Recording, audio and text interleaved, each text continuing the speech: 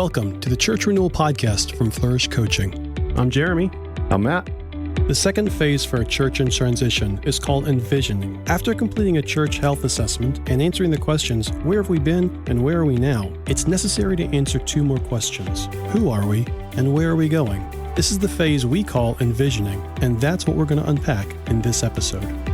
We invite you to think about your own congregation as we talk and consider how your church would answer these questions. If you haven't yet listened to the episode, The Church Health Assessment, you should do so now. You'll find a link in the episode description below.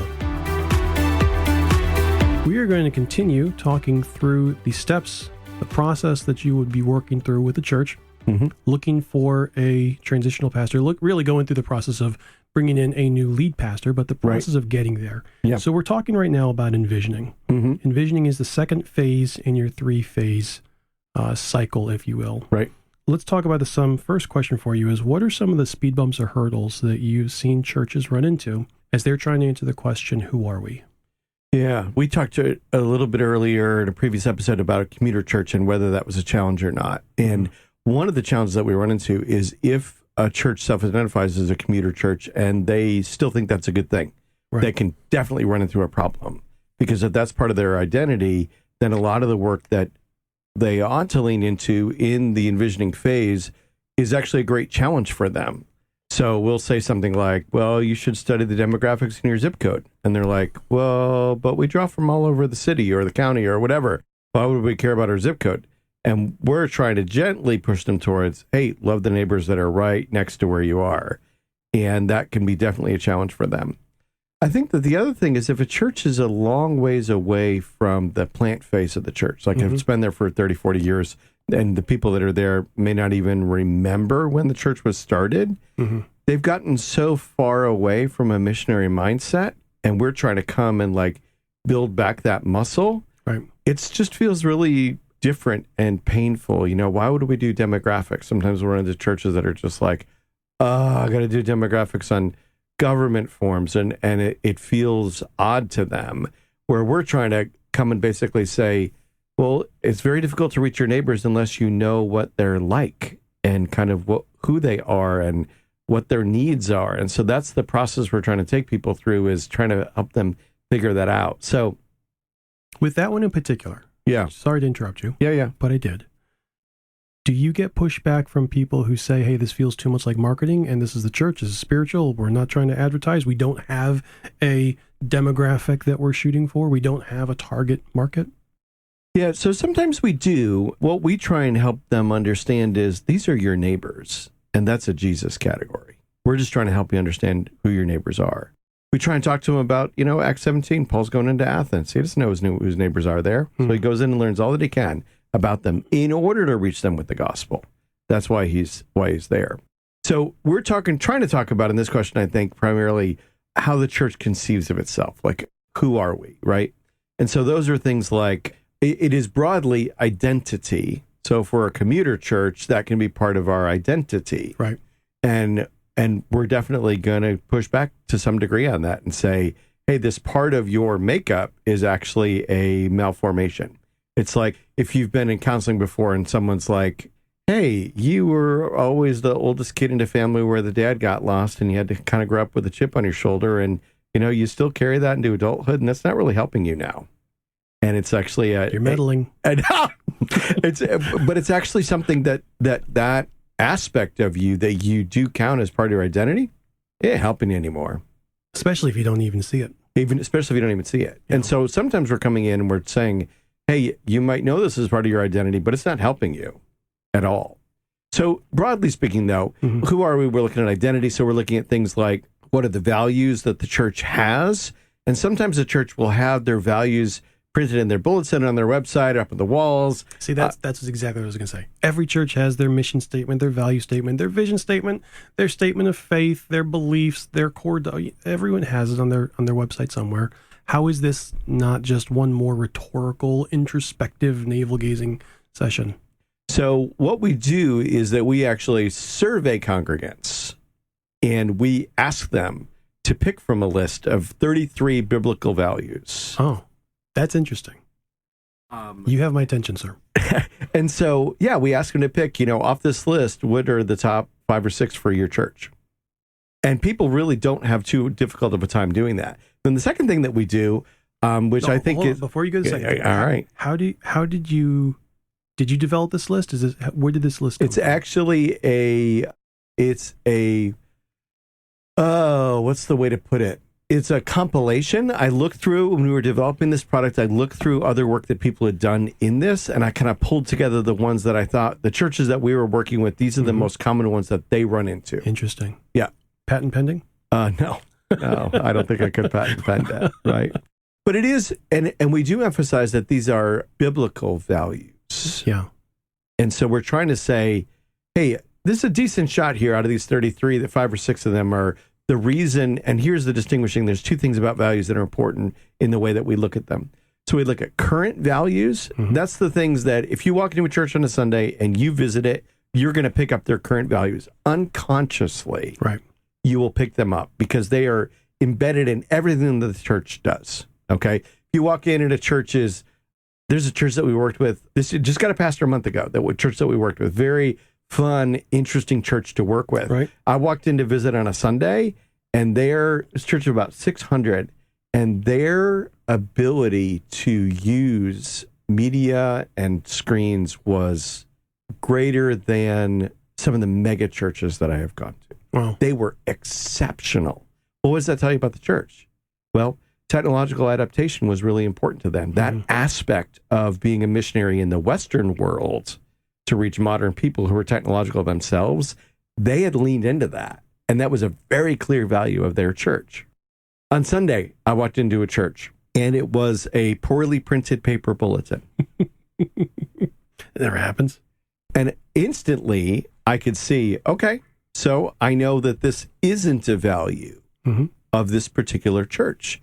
The way that they represent themselves in the print that you receive was not a value to them. So current values are things that you pick up just by walking into church and visiting it if you're paying attention.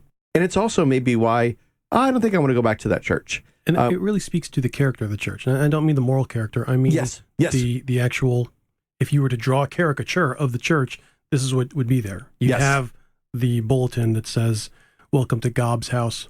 Right. Yes, exactly. Yes. Yep. Miss Princeton bulletins drive me bananas. But, I tell churches There's that... a dyslexic person who didn't get that joke, by the way. That's exactly. They didn't get that. They didn't get the lesson on that. It's really good.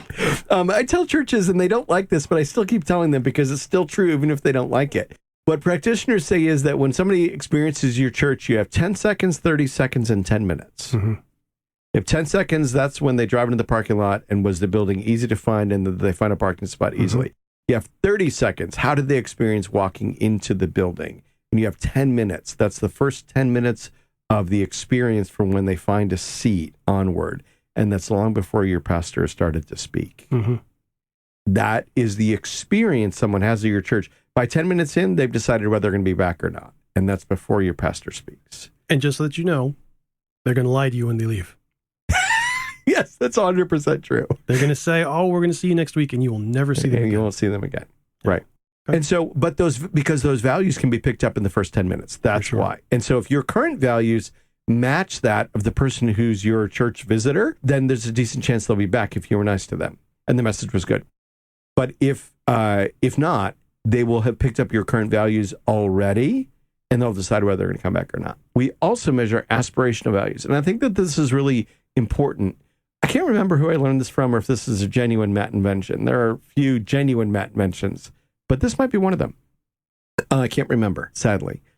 We also measure, so here's the current values of the church. You already told us that when we survey congregants. If your church was going to add 3 values, what would you want added to the current values of your church? Go ahead and press pause if you're listening and write down your answer.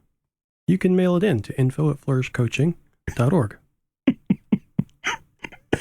So those values, when we collect them all together, the way that we like to put it is, this is the way the Spirit is working in the hearts of your people. That's good.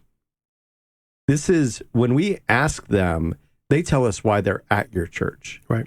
When we ask them current values, when we ask for aspirational values, we're seeing the collection of what the Spirit's doing in your church. And that is super informative for what should your direction be as a church, where we're eventually going to get to and talk to more. Because it's all fine if there are, a third single parents in your neighborhood, which is the most common thing that comes up in any demographics we do in any community in America, that every third kid walking on the sidewalk is from a single parent family.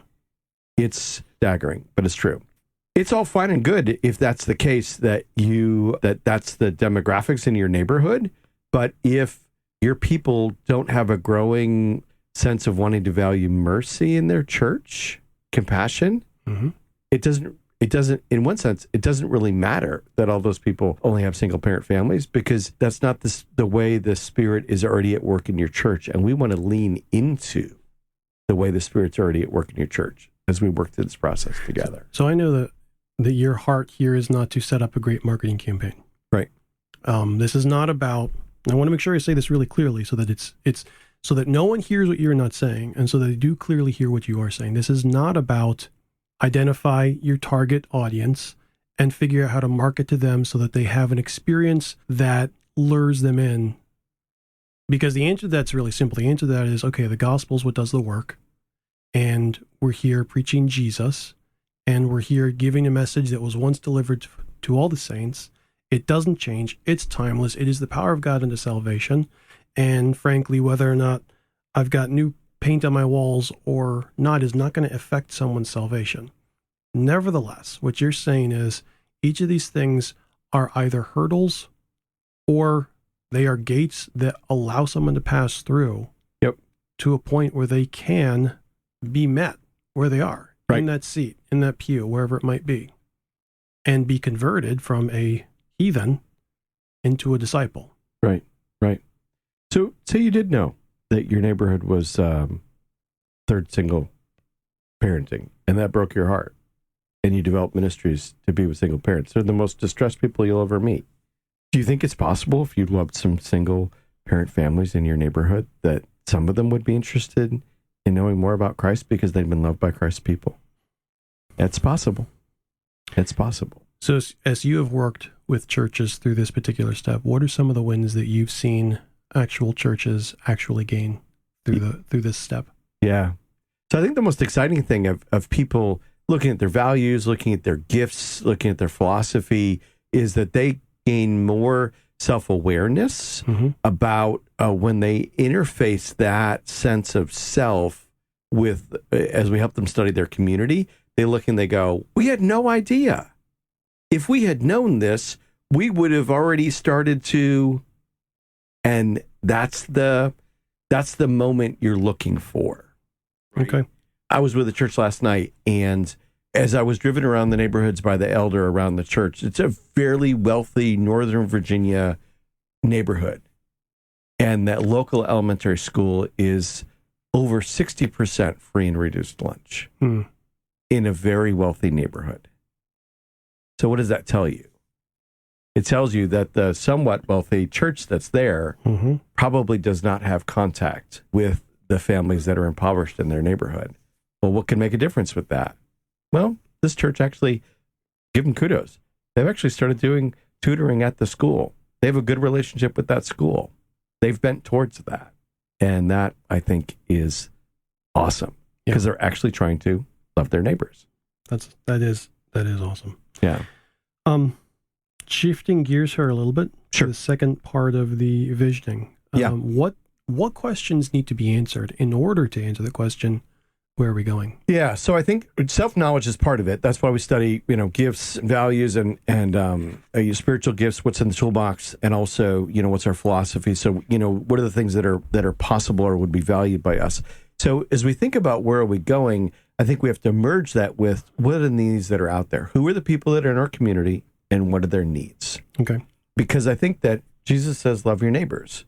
Well, different neighbors need to be loved in different ways. The single mom needs to be loved differently than the mom of 4, whose husband's away 12 hours fighting through traffic in Baltimore, right? She needs to be loved in a different way. She needs to be loved, but in a different way than the single mom, or the elderly widow, or the newly married couple, or the people who are in the minority in the neighborhood. And so trying to understand who our neighbors are and what their challenges are helps us understand, oh, wow, well, we could, and that's the genesis of new ministry ideas, because we better know ourselves, and we better know the place that we minister. We have a better idea how to actually love our neighbors and reach out to them with the gospel. That's the magic, if you will. It's not that mysterious. It's not, some crazy formula, but it's what a church planter would do when they land in a community. We help a church do that in the middle of its life cycle. I think it's a really good paradigm to view this through, because the picture it was calling to my mind is this is essentially what a consultant would do if they were coming in to work with a church to help them reach whatever goals they had set for themselves. Who's Right. around you? What are their needs? I mean, this is a pretty simple gap assessment, right? Right. And yet it's something that is easy for churches to overlook, especially if they have been going for a long time, especially if they've been going for a long time under the same leadership. Unless you have a very dynamic leader who's very vision-oriented, who's very driven, sort of that entrepreneurial bent, who's saying there is something I want to accomplish, and every 3 to 7 minutes that changes because that's just who he is. Generally, churches are going to settle into a pattern and a character that fits with, kind of the least friction possible. And that does not necessarily lead to accomplishing effectively the mission of the church. Right. It does lead to comfort. It leads to being able to develop relationships and grow deeper in knowledge of God and grow in your own discipleship and feed the flock, but not necessarily to reaching the world with the gospel of Jesus. This is probably a show that we can link in the show notes for this particular podcast, is one that we did on church life cycle. And we actually have got handouts on this too, because I think that what happens over time with the church, and Jeremy's described it, is that we get more focused on ourselves and what the church can deliver to us rather than on having it an equal importance on outreach and evangelism. So a vital church is one that has this equal ultimacy between the forces that pull inward towards fellowship and discipleship and the forces that push outward towards outreach and evangelism. And that's what gets lost over time because we're innately selfish, and so we tend to think about ourselves more than others. Speak for yourself. I love talking about myself. I think it's why it's so acute that Jesus says, don't love yourself. He says, love your neighbor, because we very easily love ourselves. Amen to that. So with the time that we have left for today, what are some of the tools, tricks, paradigms, processes that you use to help people walk through answering this question? Yeah, so in terms of, where are we going? Some of the tools that we use, so trying to answer that question, where are we going? So we do have them study the community, because I think that a part of trying to answer the question of, what should we be about as a church, where should we be going, is the self-knowledge, who are we, but also trying to understand who are our neighbors, what are their needs, what are the pockets of distress. One of the things I like to say, I had the privilege of taking some doctoral classes at Talbot Seminary, and one of the things that I discovered in studying more missiology than I had in my master's degree was that just thinking about ministry here in the U.S. like missionaries think about it overseas. If you've read any missionary diaries or biographies or memoirs or whatever, they always go to where people are struggling. They look for the people that are in distress. Why do you go to India and reach out to the untouchables, to the Dalits? Well, because they're made in the image of God, and they're as worthy of dignity and respect and honor as anybody else, but their culture doesn't value that. But the gospel does. The gospel speaks that. And here's people who are in the most distress that the gospel is great news for. And that's everywhere. Everywhere that missionaries go, they look for people that are in distress. And so when we are helping people try and answer this question, we have them study their community. Yes, the demographics, but also we have them do interviews with community leaders and with ministry leaders. And very simple interviews. What are you seeing? What are the pain points? What are the challenges in this community? What are the places where a church could be of help? How could we be neighborly? And so when we take that what we learn from these community leaders that are already doing it, they're already invested in it, right? And sometimes churches will come along and they'll ask community leaders and they're like, we've never had a church ask us this. It's a fun story. A church in West Seattle, we started to partner with our local elementary schools. And we were at a spring cleanup day for this elementary school in our neighborhood. And they were introducing the groups at lunch. And they got to our group and they were like, and we have a group here from such and such church. And you could tell that the person saying it was absolutely mystified that a church would be interested in one of the other institutions in the neighborhood. That was a great day. That's sad. I'm glad you had that day. Yeah, it's sad, but it was a great day because they're our neighbors. Yeah. And they need the gospel. And if us going and serving there gives some viability to our witness with that principle, some of those parents, some of those families, we were their neighbors. That was awesome.